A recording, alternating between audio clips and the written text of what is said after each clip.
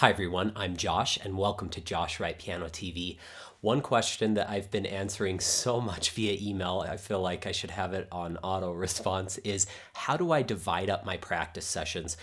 There is no particular way that is correct or incorrect to do this, but I did want to give some outlining ideas today to how you might divide up your practice session efficiently, how many repertoire pieces you should be taking on at a time, how much sight reading you should be doing each day, and how much time you should be dedicating to technique. I have covered some of these things previously on this channel in the videos called Practice Regimen, as well as some videos in my VIP Masterclass series. And if you'd like to check that out, you can click the link below. But I want to just lay out some very clear guidelines. If you have 1 hour, 2 hours, or more than 2 hours each day, how I might advise my own students to divide up those practice sessions. So if you have 1 hour a day and you are not a super advanced pianist, and I'll explain why I use that as a side note in just a moment, I would probably be doing 15 to 20 minutes of technique a day. And then I would be doing 10 minutes of sight reading a day, and then I would spend the rest of your time on repertoire pieces. And if you're just doing an hour a day, I personally wouldn't have you as your private teacher, if I was your private teacher, doing more than 2 repertoire pieces with only an hour a day. The reason for that is if you take on too many repertoire pieces, you end up spreading yourself too thin, and it takes too long to check those pieces off. Now, if you're doing something like Faber Piano Adventures, I might have you do 2 pieces a week from that. I love their adult all-in-one course, by the way. Even if you're just a teenager, I highly recommend that. I'll also link that in the description below in case you want to check that out. I use that with a lot of my adult students. Maybe 2, maybe even 3 pieces from that a week, and then 1 repertoire piece that's a little more challenging for you. Maybe a Bach minuet if you are, a late beginner or early intermediate. Okay, the reason, again, we want to create momentum no matter how many hours a day we're practicing. We always want momentum in our practice sessions. So not taking on more than, if you're doing a method book, a couple pieces in the method book and 1 other piece, or if you're out of method books and you're just studying standard repertoire, no more than 2 pieces in that remaining 30 or 35 minutes if you're doing an hour a day. If you're doing 2 hours a day, I would probably up the technique to 20 minutes minimum a day, probably no more than 30 minutes a day of technique. Now, a lot of people disagree with that. There are some schools that make you practice an hour a day of technique, but I want to make sure that we're balanced when we're doing this approach. Most students, I would say 80% that I see or more, that's just a rough figure, always progress quicker technically than they do with their reading and their learning capabilities. So I have some students who can play their scales at 132 or 144, but they are playing intermediate repertoire. Now, you don't need scales at 144 for most intermediate repertoire. That's actually a little overkill. But I do like to develop that technique a little higher than your repertoire skills or your sight reading skills, because then when you go to tackle those sight reading assignments or the repertoire assignments, you have all the tools in your tool bag to be able to tackle those without too much difficulty. So let's say that you're doing 2 hours in a day, I would do the 20 to 30 minutes of technique. I would still probably do 10 minutes of sight reading. Maybe you could up that to 15 minutes. Now you have an hour and 15 minutes left. There are a few strategies that I would recommend. You can keep doing 2 pieces at a time. So that leaves you an hour and 15 minutes. That's about 40 minutes on one piece or 35 minutes on the other. Or you could up it to 3 pieces, and you could do 40 minutes on one, 35 on the other, and just hit 2 pieces a day, and then have them on a rotating schedule. So let's say you're playing something by Bach, Beethoven, Chopin, okay? So day 1, you do Bach and Beethoven. Day 2, you do Beethoven, Chopin. Day 3, you do Chopin and Bach. That rest on the other days is actually quite beneficial. A lot of people think that it's detrimental, but it's not if you're getting really deep in your practice sessions. Similarly, you could be doing something even more extreme, like you could be doing 50 minutes on one piece a day, and then what would that be, 25 minutes on the other piece, and then have that on a rotating schedule.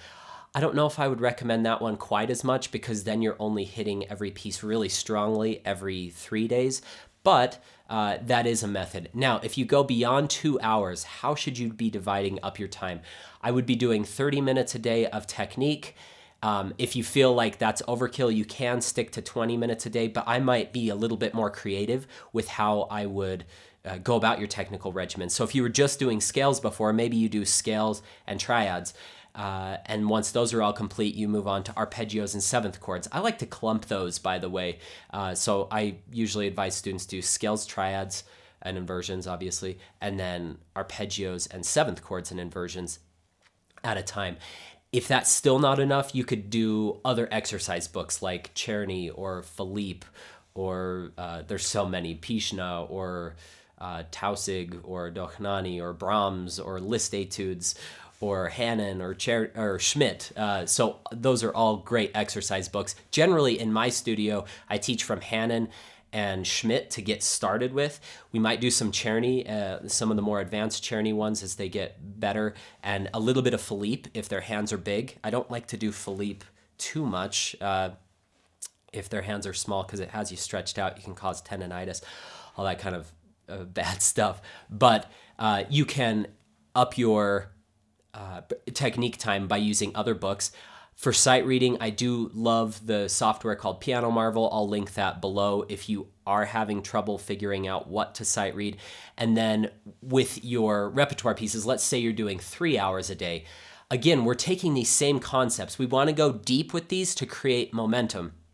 Okay, so if we had, let's say, 2 hours and 20 minutes left, if you're doing 3 hours a day and you've done 40 minutes for technique and sight reading, then you can do, let's see, I got to do quick math in my head here. You could do, I think it's 50, 50, 40 or something like that, or 50, 50, 30. I'm probably botching that in my head.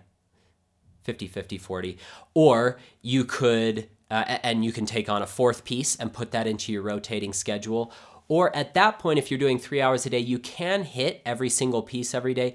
But again, I like going deeper with certain pieces throughout the week on given days. So I might do an hour on my toughest piece, and then I might rest with my easiest piece for 20 minutes. So you're in an hour and 20 minutes, and then do an hour on your medium piece. And then you can put that into a rotating cycle. That brings me to my last point of today's video, which is you want to create momentum with your repertoire choices. So many people email me and they say, I've been playing piano for 3 months and I'm playing the third movement of Beethoven's Moonlight Sonata and La Campanella and 3 Chopin etudes, and I'm stuck. First of all, that's idiotic. You should not be playing those pieces after 3 months of playing.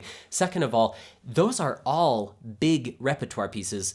So I would recommend, this is, we've gone over this a lot more in depth in my VIP Masterclass series, but choosing 3 levels of pieces. If you're going to work on 3 repertoire pieces, so if you're doing beyond an hour a day and you're choosing 3 repertoire pieces, I would recommend a piece that's very quick, that you can get done in your fingers and possibly even memorized within a month or less. 2 weeks should be the, like, if you can get it perfect in less than 2 weeks, it's probably too easy for you. But 1 month or less is a good, like between 2 weeks and a month to get something really perfect. It might be one of the Tchaikovsky seasons if you are an advanced player. If you're an intermediate player, or early advanced, it might be a Bach minuet.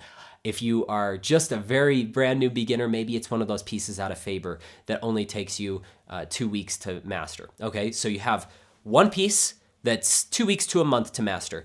The second piece that I would choose takes you between 1 to 3 months to master, and then the third piece can be 3 to 6 months. I do sometimes make an exception only for advanced students that can take 6 to 12 months to complete. That might be a movement of a tough concerto, or an entire Beethoven sonata. I don't recommend working on pieces that you can't get to a really solid level within a year, because that shows me that it's most likely too difficult for you. A lot of people say, oh, this is a long-term project, this is fun. If you're using it just to tackle a certain part of technique, so if you're just chipping away at the double thirds etude by Chopin because you want to get better at double thirds and you're doing a few measures of that a week, I'm cool with that. That's almost more of your technical exercises. But if you're trying to get it ready for a recital, I don't recommend taking longer than a year because you might burn out. I've seen a lot of students burn out. One of the most tragic examples is, it was one of my favorite students I've ever taught. Amazing guy. He could play all of his scales at 160. And he said he was doing really well with a couple of Chopin etudes, really advanced player. And he said, what are the 3 most difficult Chopin etudes? And I said, probably Winter Wind, Opus 25, number 11, double thirds, and then Opus 10, number 2, the chromatic one. He said, I'm going to work on all those. I think that's a terrible idea because you're going to burn out because you won't have any momentum working on 3 extremely difficult pieces at the same time. He did it and he quit 2 months later. It was really sad because I had advised him not to do it and he got discouraged. He thought he was a terrible pianist and he's not. I still struggle with... That is such a specialized technique. I can play Rachmaninoff Third Concerto or Scarbo or these things, and I still struggle with that because it's a very specific thing that Chopin is targeting in there. So if you are playing a tough etude, if you are playing a long concerto, if you are playing an entire Beethoven or Mozart sonata or a Bach dance suite or whatever it might be, make sure to balance that with shorter pieces that you can gain momentum with. I hope today's video has been helpful. We did cover a lot, but I hope that covers all the bases of these questions that people are asking me of like, how should I divide up my practice?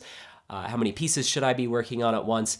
And don't fall in, especially if you're an adult student, don't fall into the trap of maintaining your repertoire. I taught a guy once and he said, I'm working on 40 pieces right now.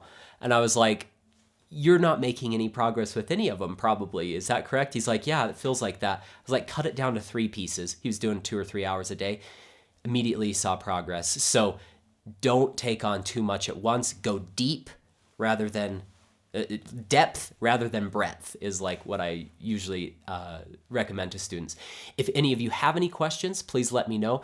Don't forget to subscribe if you're not already subscribed to the channel. I will provide all those links down in the description below. I hope you all have a wonderful week. Good luck in your practice sessions.